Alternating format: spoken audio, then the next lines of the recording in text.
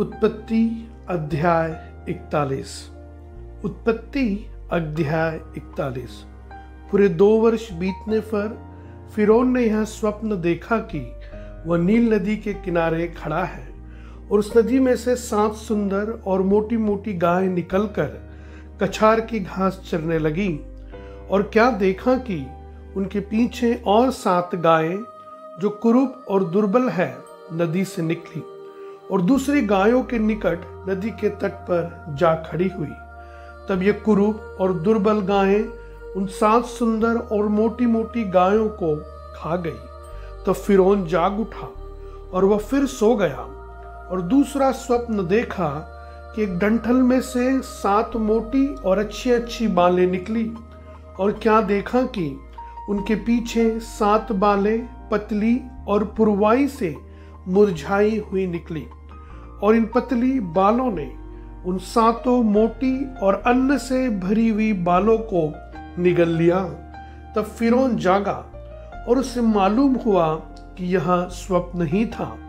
भोर को फिरौन का मन व्याकुल हुआ और उसने मिस्र के सब ज्योतिषियों और पंडितों को बुलवा भेजा और उनको अपने स्वप्न बताए, पर उनमें से कोई भी उनका फल फिरौन को न बता सका।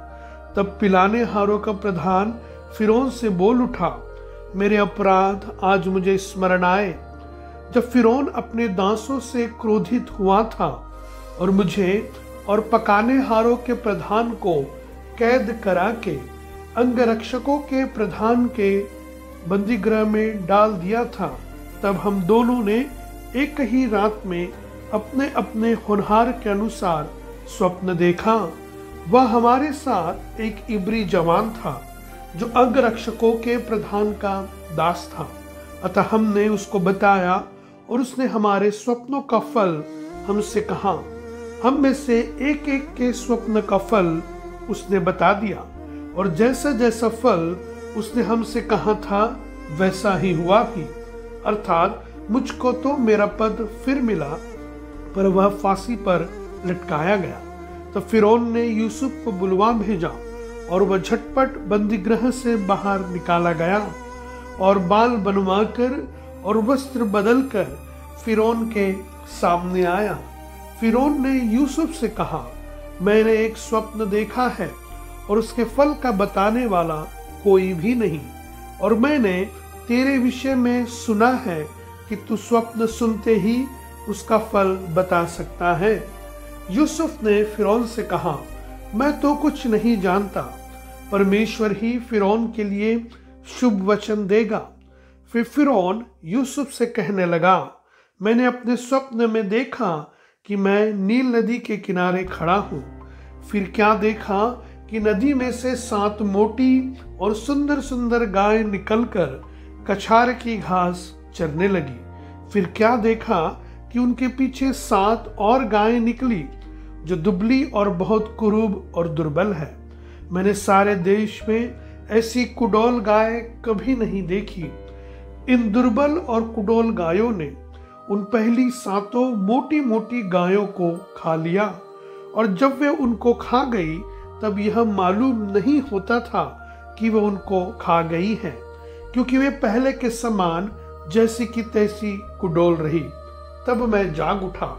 फिर मैंने दूसरा स्वप्न देखा कि एक ही डंठल में 7 अच्छी अच्छी और अन्न से भरी हुई बालें निकली।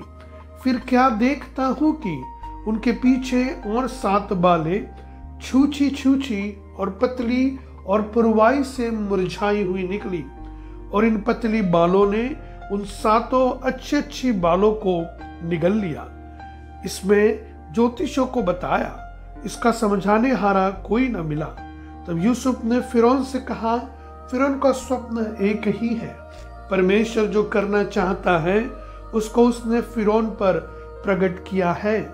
वे 7 अच्छी अच्छी गायें 7 वर्ष है और वे 7 अच्छी अच्छी बालें भी 7 वर्ष है। स्वप्न एक ही है। फिर उनके पीछे जो दुर्बल और कुडौल गायें निकली और जो 7 छूछी और पुरवाई से मुरझाई हुई बाली निकाली, वे अकाल के 7 वर्ष होंगे। यह वही बात है जो मैं फिरौन से कह चुका हूँ कि परमेश्वर जो काम करना चाहता है उसे उसने फिरौन को दिखाया है।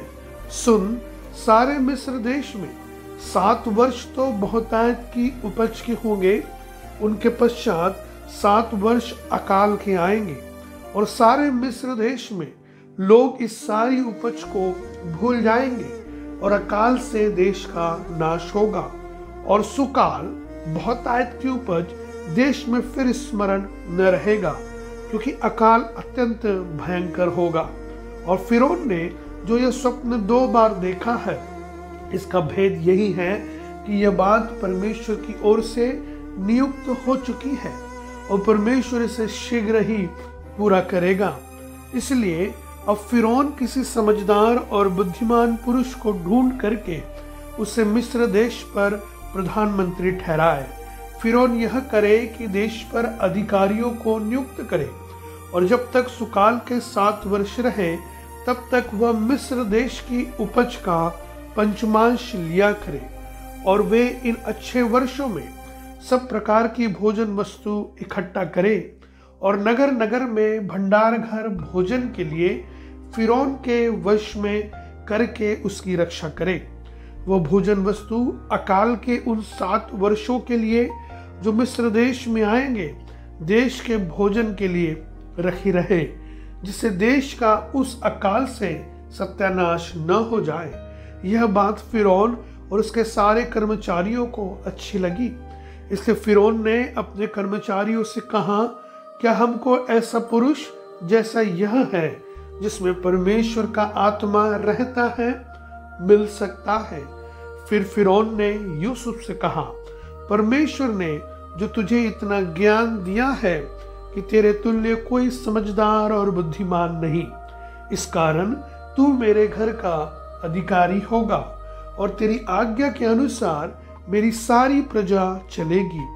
केवल राजगद्दी के विषय में तुझसे बड़ा ठहरूंगा। फिर फिरौन ने यूसुफ से कहा, सुन, मैं तुझको मिस्र के सारे देश के ऊपर अधिकारी ठहरा देता हूँ। तब फिरौन ने अपने हाथ से अंगूठी निकाल के यूसुफ के हाथ में पहना दी और उसको बढ़िया मलमल के वस्त्र पहनवा दिया और उसके गले में सोने की जंजीर डाल दी और उसको अपने दूसरे रथ पर चढ़वाया और लोग उसके आगे आगे यह प्रचार करते चले कि घुटने टेक कर दंडवत करो। और उसने उसको मिस्र के सारे देश के ऊपर प्रधानमंत्री ठहराया। फिर फिरौन ने यूसुफ से कहा, फिरौन तो मैं हूँ और सारे मिस्र देश में कोई भी तेरी आज्ञा के बिना हाथ पांव न हिलाएगा। तब फिरौन ने यूसुफ का नाम सापन तपनाहे रखा और ओन नगर के याजक पोतीपेरा की बेटी आसनत से उसका विवाह करा दिया और यूसुफ सारे मिस्र देश में दौरा करने लगा। जब यूसुफ मिस्र के राजा फिरौन के सम्मुख खड़ा हुआ तब वह 30 वर्ष का था। वो फिरौन के सम्मुख से निकलकर सारे मिस्र देश में दौरा करने लगा। सुकाल के 7 वर्षों में भूमि बहुतायत से अन्न उपजाती रही और यूसुफ उन 7 वर्षों में सब प्रकार की भोजन वस्तुएं जो मिस्र देश में होती थी जमा करके नगरों में रखता गया और हरेक नगर के चारों ओर के खेतों की भोजन वस्तुओं को वह उसी नगर में इकट्ठा करता गया। इस प्रकार यूसुफ ने अन्न को समुद्र की बालों के समान अत्यंत बहुतायत से राशि राशि गिन के रखा, यहाँ तक कि उसने उनका गिनना छोड़ दिया क्योंकि वे असंख्य हो गई।